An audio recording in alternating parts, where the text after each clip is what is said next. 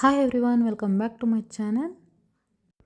ತುಂಬಾ ರುಚಿಯಾಗಿ ಮಾಡುವಂತಹ ಜಾಮೂನು.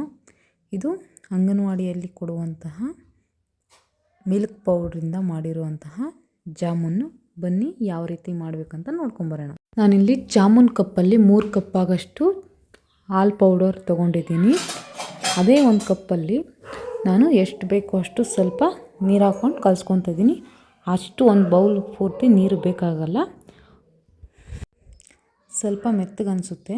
ಅದಾದಮೇಲೆ ಸ್ವಲ್ಪ ಹಾಲು ಪೌಡ್ರು ಮಿಕ್ಸ್ ಹಾಕ್ಕೊಂಡು ನಾನು ಸ್ವಲ್ಪ ತುಪ್ಪ ಆಗಲಿ ಎಣ್ಣೆ ಆಗಲಿ ಸ್ವಲ್ಪ ಮಿಕ್ಸ್ ಮಾಡಿಕೊಂಡು ಚೆನ್ನಾಗಿ ಕಲಿಸ್ಕೊಂಡು ಇಟ್ಕೊಂಡಿದ್ದೀನಿ. ಈಗ ಇಲ್ಲಿ ಪಾಕಕ್ಕೆ 2 ಗ್ಲಾಸ್ ನೀರು, 1 ಗ್ಲಾಸ್ ಸಕ್ಕರೆಯನ್ನು ಸೇರಿಸ್ಕೊಂಡು ಈಗ ಕಾಯೋಕೆ ಇಟ್ಕೊಂಡಿದ್ದೀನಿ. ಕಾಯೋಕೆ ಇಟ್ಟಿದ್ದಾದಮೇಲೆ ಸ್ವಲ್ಪ ಏಲಕ್ಕಿ ಪುಡಿನ ಕುಟ್ಟಿ ಸೇರಿಸಿದ್ದೀನಿ. ಅಷ್ಟರಲ್ಲಿ ಕಾಯೋಷ್ಟರಲ್ಲಿ ನಾವಿಲ್ಲಿ ಉಂಡೆನ ಸಣ್ಣ ಉಂಡೆ ಮಾಡ್ಕೊಂಡಿದ್ದೀನಿ. ನಾನು 3 ಬೌಲ್ ಆಗೋಷ್ಟು ತೊಗೊಂಡಿರೋದಕ್ಕೆ 20 ಜಾಮೂನು ಆಗಿತ್ತು. ಅದಾದಮೇಲೆ ಎಣ್ಣೆ ಕಾಯೋಕೆ ಇಟ್ಕೊಂಡು ಎಣ್ಣೆ ಸ್ವಲ್ಪ ಕಾದಿದ್ದಾದಮೇಲೆ ನಾನು ಒಂದೊಂದೇ ಜಾಮೂನನ್ನ ಬಿಟ್ಕೊಂಡಿದ್ದೀನಿ.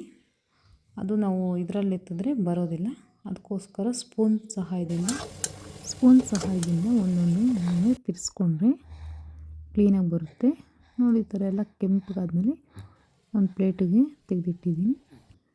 ಅದಾದಮೇಲೆ ನಾನು ಪಾಕನ ರೆಡಿ ಮಾಡಿ ಇಟ್ಟಿದ್ದೀನಲ್ಲ, ಅದು ತಣ್ಣಗಾದ್ಮೇಲೆ ಎಣ್ಣೆಯಲ್ಲಿ ತೇಲಿಸಿರುವಂತಹ ಡ್ರೈ ಜಾಮೂನನ್ನ ಈಗ ನಾನು ಸಕ್ಕರೆ ಪಾಕಕ್ಕೆ ಸೇರಿಸ್ಕೊಂಡಿದ್ದೀನಿ. ಅದಾದಮೇಲೆ ಸ್ವಲ್ಪ ಹೊತ್ತು ನೆನೆಯೋಕ್ಕೆ ಬಿಟ್ಟಮೇಲೆ ಸಖತ್ ಟೇಸ್ಟಿಯಾಗಿ ತುಂಬಾ ರುಚಿಯಾಗಿ ಇರುತ್ತೆ. ಇದರ ಟೇಸ್ಟು ರಸಗುಲ್ಲ ಥರ ಇರುತ್ತೆ. ತುಂಬ ಚೆನ್ನಾಗಿರುತ್ತೆ. ಒಂದ್ಸರಿ ಟ್ರೈ ಮಾಡಿ ನೋಡಿ.